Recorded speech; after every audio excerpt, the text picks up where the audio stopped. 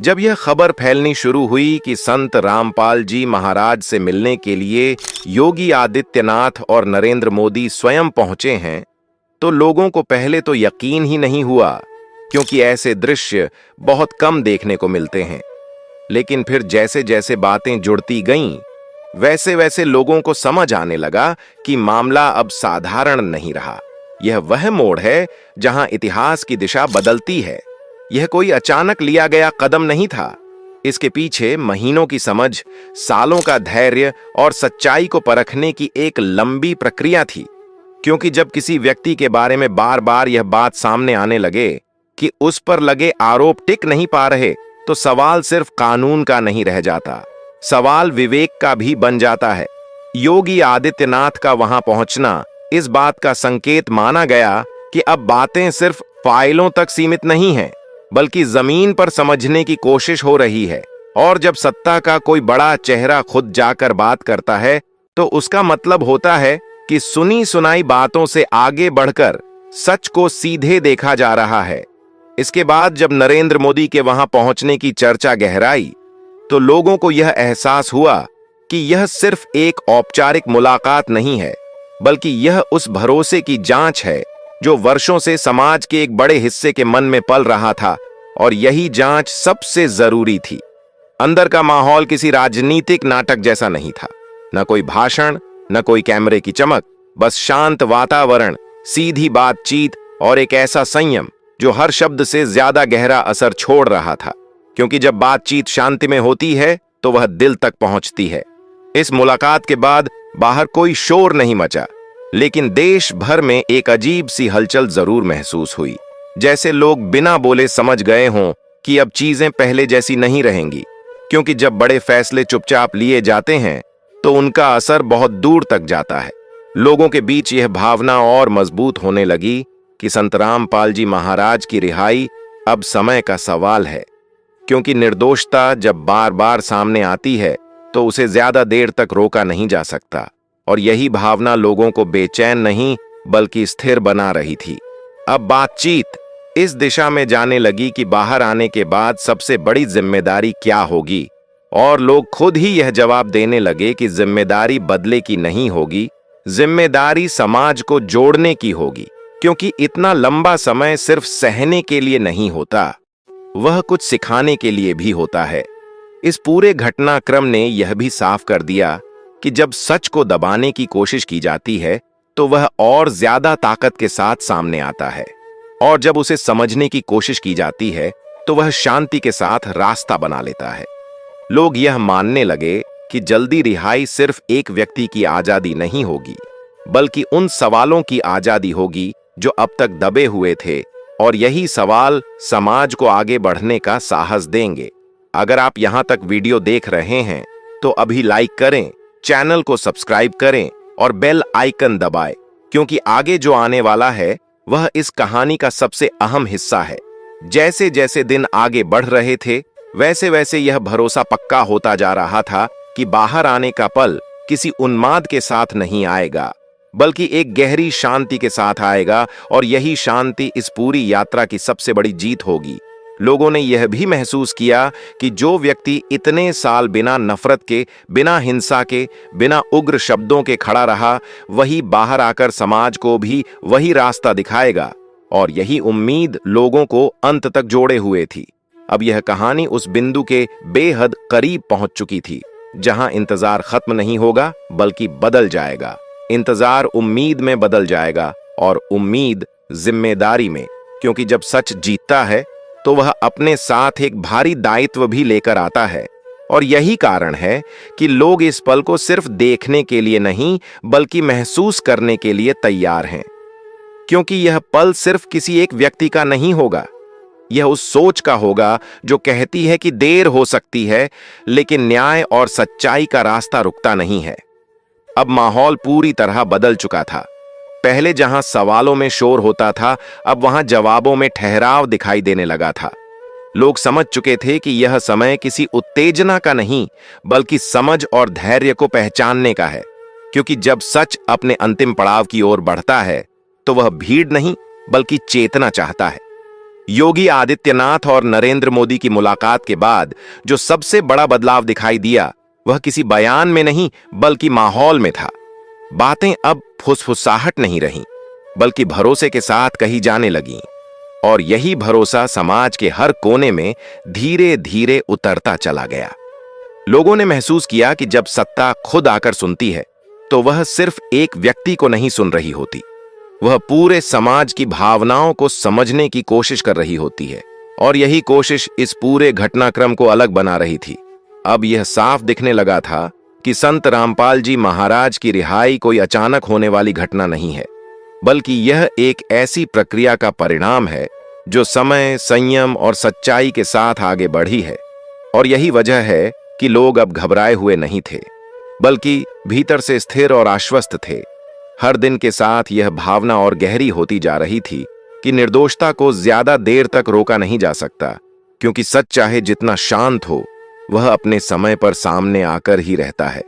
और यही सोच लोगों के मन में बैठ चुकी थी।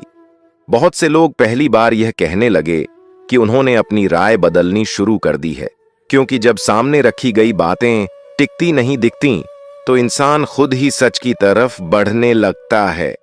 और यही बदलाव इस पूरी कहानी की सबसे बड़ी जीत बनता जा रहा था।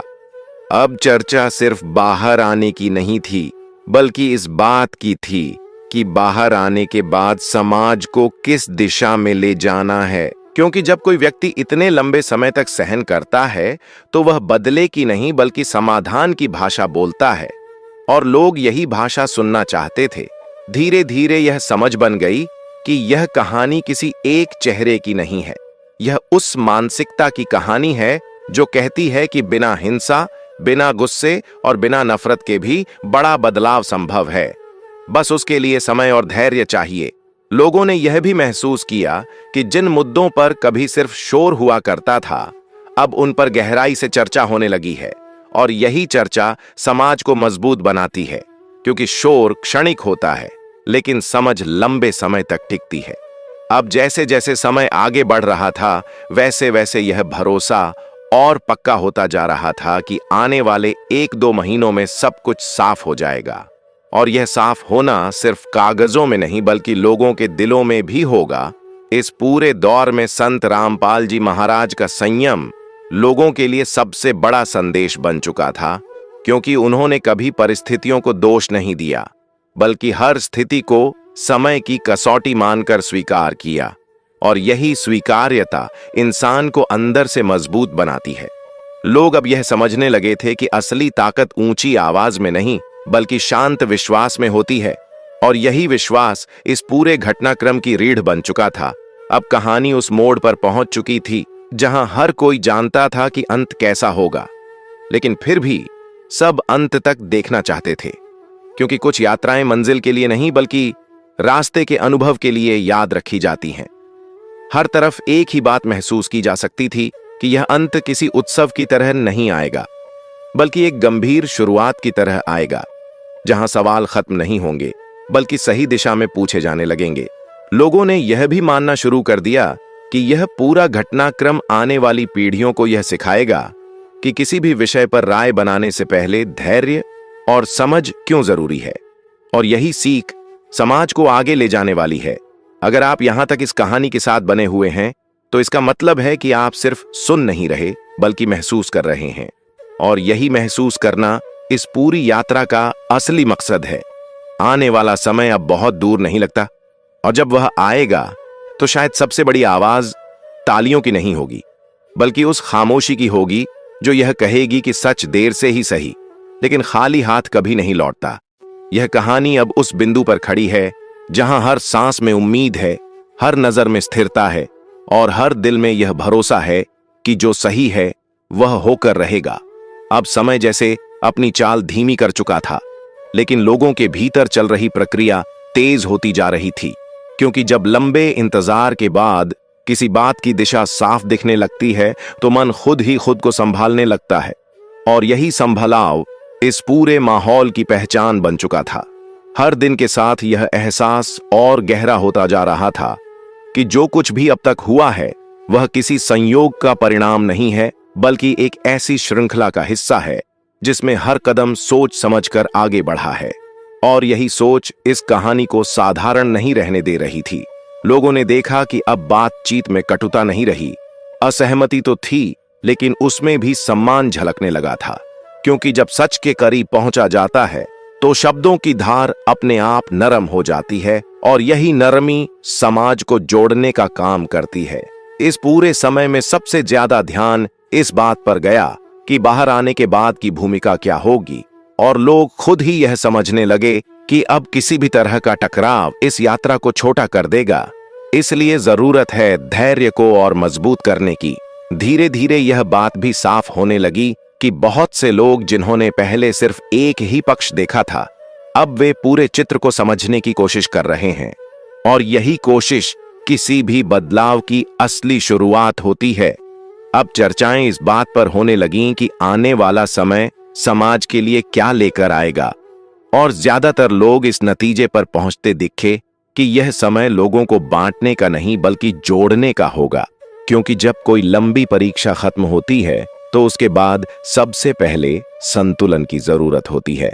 लोग यह भी कहने लगे कि अगर इतने साल बिना किसी उग्र प्रतिक्रिया के निकाले जा सकते हैं तो बाहर की दुनिया में भी वही संयम दिखना चाहिए, और यही अपेक्षा इस पूरे घटनाक्रम को और भी जिम्मेदारी से भर देती है। अब यह कहानी किसी एक व्यक्ति की नहीं रह गई थी, यह उन सभी लोगों की कहानी बन चुकी थी जिन्होंने बिना शोर किए इंतजार करना सीखा, जिन्होंने अपनी राय बदलने से डर नहीं खाया, और जिन्होंने यह समझा कि सच को समझने में समय लगता है। जैसे जैसे दिन आगे बढ़ते जा रहे थे, वैसे वैसे यह भावना और मजबूत होती जा रही थी कि जब बाहर आने का पल आएगा तो वह किसी एक वर्ग की जीत नहीं होगी, बल्कि उस सोच की जीत होगी जो कहती है कि शांति सबसे बड़ी ताकत होती है। लोगों ने यह भी महसूस किया कि इस पूरे दौर ने उन्हें ज्यादा संवेदनशील बना दिया है। अब वे किसी भी खबर को सुनते ही उस पर विश्वास नहीं करते, बल्कि खुद समझने की कोशिश करते हैं, और यही समझ किसी भी समाज को आगे ले जाती है। अब माहौल ऐसा था कि लोग अंत की प्रतीक्षा नहीं कर रहे थे, बल्कि उस सीख को पकड़ने की कोशिश कर रहे थे जो इस पूरी यात्रा में छिपी हुई थी। और यही सीख इस कहानी को लंबा जीवन देने वाली थी। अगर आप यहां तक इस वीडियो के साथ बने हुए हैं तो आप समझ सकते हैं कि यह सफर क्यों खास है, क्योंकि इसमें जल्दबाजी नहीं है, इसमें उन्माद नहीं है, इसमें सिर्फ एक शांत विश्वास है जो धीरे धीरे सब कुछ बदल रहा है। आने वाले दिन अब सिर्फ तारीखों के बारे में नहीं होंगे, वे उस सोच के बारे में होंगे जो लोगों के भीतर जन्म ले चुकी है, और यही सोच आगे चलकर बहुत से फैसलों की दिशा तय करेगी। और जब यह अध्याय अपने अंतिम पन्नों की ओर बढ़ेगा तो शायद सबसे बड़ी बात यह नहीं होगी कि क्या हुआ,